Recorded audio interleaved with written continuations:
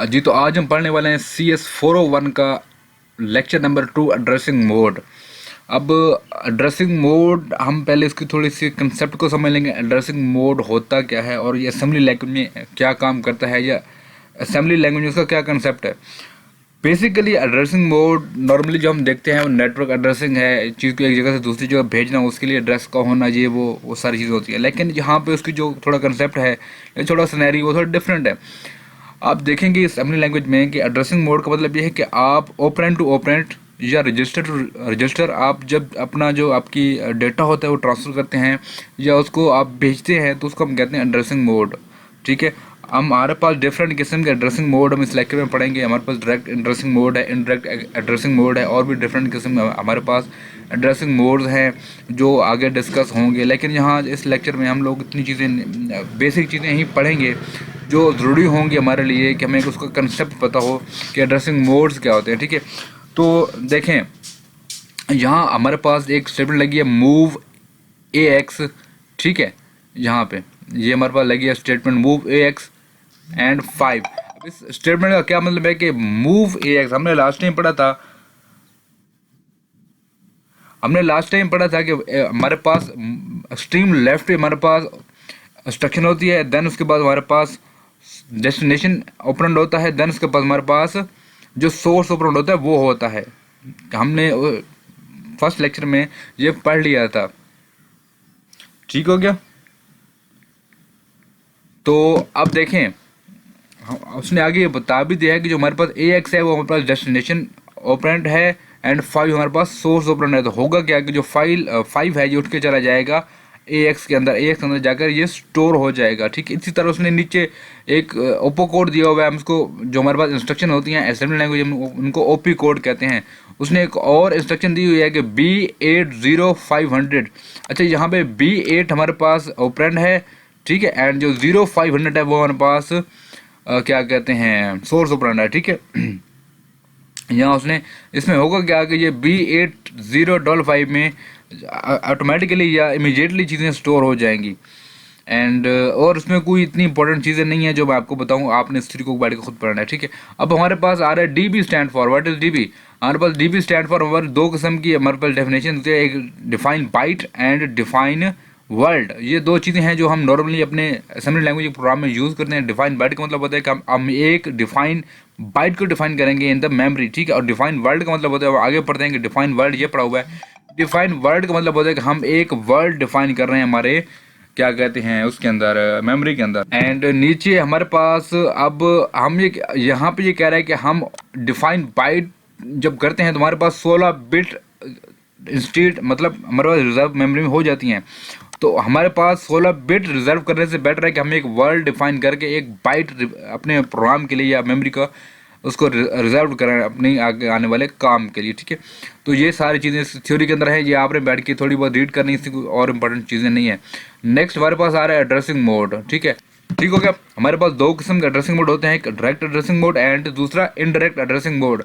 And अब हमारे पास direct addressing mode क्या होता है कि हम अपना हमारा जो वैल्यू होती है या जो हमारा ऑपरेंड होता है उसको डायरेक्टली एक्सेस करते हैं, या हमारी मेमोरी में या हमारे ऑपरेंड में जो भी वैल्यू पड़ी होती है उसको डायरेक्टली एक्सेस करते हैं। डायरेक्ट एड्रेसिंग का ये मतलब होता है। ठीक है, अब यहाँ पे उसने प्रोग्राम किया एग्जांपल नंबर 2.1 में ये कह रहा है कि हम एक प्रोग्राम लिखते हैं, ये program to load 3 number using memory variables. ठीक है, उसने यहाँ पे एक मूव इंस्ट्रक्शन की है, एक वेरिएबल लिया num1 उसको लोड किया है AX के अंदर। ठीक है, फिर उसने एक मूव BX एक वेरिएबल है हमारे पास num2 उसको लोड किया है BX के अंदर, then add AX and BX उनको ऐड करता है और जो रिजल्ट होगा वो स्टोर होगा AX के अंदर। ठीक है, देन मूव BX num3 एक और वेरिएबल है, देन वो काम पे जाकर स्टोर होगा BX के अंदर। ठीक है, देन वो कहता है कि ऐड AX एंड BX, जो रिजल्ट होगा वो हमारे पास स्टोर होगा AX के अंदर। ठीक है, ये BX में ऐड AX BX ऐड होकर रिजल्ट AX में स्टोर होगा।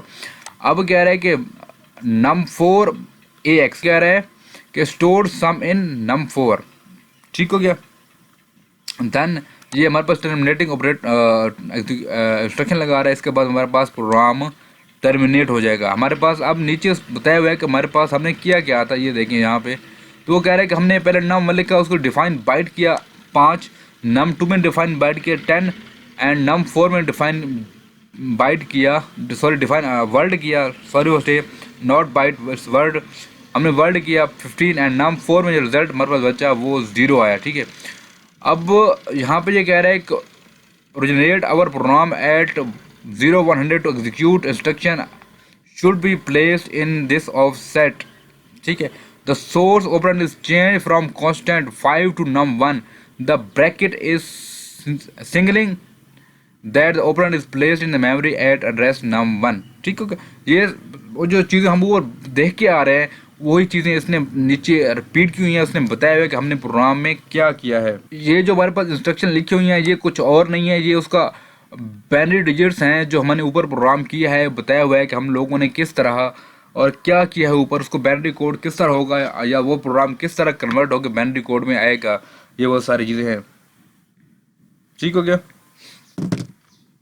एंड नेक्स्ट हमारे पास अब ये थ्योरी है, ये थ्योरी वही जो हमने ऊपर प्रोग्राम देखे हैं उन्हीं को उसने एक्सप्लेन किया हुआ है। ये थ्योरी आपने बैठ के खुद रीड करनी है, आपकी चीज़ें अंडरस्टैंडिंग करी। ठीक है, एग्जाम्पल नंबर 2 में हमारा कह रहा है कि program to add 3 number using a single label. Single label की वजह से आप ये प्रोग्राम लिखेगा, नंबर को ऐड करवाएगा, ऐड 3 नंबर।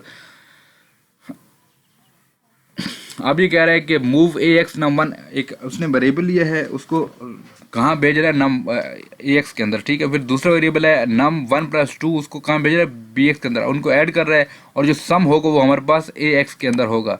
क्लियर हो गया। Then move BX num1 + 4। ठीक है, लोड थर्ड वेरिएबल है, ये आप इस अपने राइट पे देखें हमारे पास लिखा हुआ है कि लोड थर्ड इन BX, हम फिर उसको ऐड करेंगे AX और BX को ऐड करने के बाद जो सम होगा वो AX में होगा। देन हमारा मूव इंस्ट्रक्शन लगी हुई है कि AX में जो वैल्यू पड़ी हुई थी वो भेज दो num1 + 6 के अंदर। ठीक है, देन वो हमारे पास क्या कहते हैं टर्मिनेटिंग स्टेटमेंट लगा रहा है कि फिर वो बता रहा है कि num1 में किस तरह ये सारी चीज़ें क्या हुई, वो उसने एक्सप्लेन की है नीचे कि हमने डिफाइन वर्ड किया 5 का, देन हमने डिफाइन वर्ड किया 10 का। एंड नीचे प्रोग्राम एग्जाम्पल नंबर 3 इसमें बता रहा है कि a program to add 3 number accessing single level. अब सिंगल लेवल में प्रोग्राम में करके दिखाया गया कि मूव AX num1, हमारे पास num1 एक वेरिएबल सॉरी नंबर है जो हमारे पास स्टोर होगा जाकर AX में। देन इसी तरह num1 + 2 एक हमारे पास नंबर है जो स्टोर होगा हमारा BX में। देन उसको ये ऐड करेगा, ऐड करने के बाद रिजल्ट AX में जाएगा।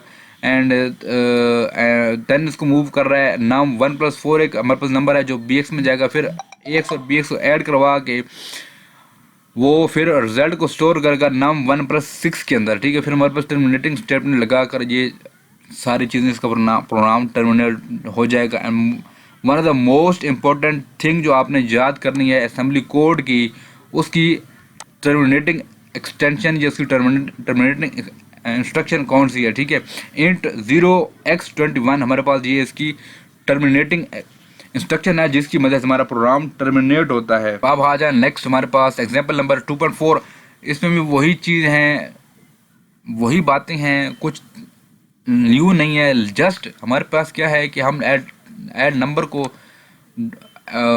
ऐड करेंगे डायरेक्टली इन द मेमोरी के अंदर, यानी कि हम इनको मेमोरी के अंदर ही इन चीज़ों को ऐड करके वहीं पे इनको सॉर्ट आउट कर देंगे। इस तरह ये कह रहा है एक हम नम लेंगे वो मूव कराएंगे AX के अंदर, फिर हम एक और क्या कहते हैं अब जो हमारे पास AX था वो जो फर्स्ट नंबर लिया था वो हमारा num1 + 6 में ऐड कर दो। फिर वो कह रहा है कि मूव AX num1 + 2 और जो सेकंड वेरिएबल है उसको ऐड कर दो AX के अंदर। ठीक हो गया। एंड फिर AX को ऐड कर दो num1 + 6 में। सेम एज वही बातें हैं, वही चीज़ें हैं, कुछ नया नहीं है जो हम कहेंगे समझ ना आए। अगर कोई क्वेश्चन हो तो आप काइंडली मुझे पूछ सकती हैं।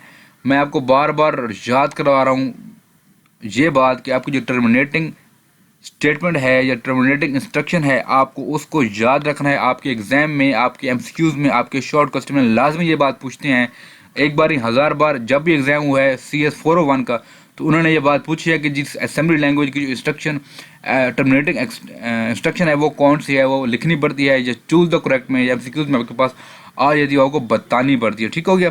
ये वो सारा कोड है जो असेंबली लैंग्वेज से कन्वर्ट होकर हमारे पास बैनर्ड लैंग्वेज में जाएगा। अच्छा, नेक्स्ट आ जाए जी, हमारे पास ये थ्योरी आपने पढ़नी है।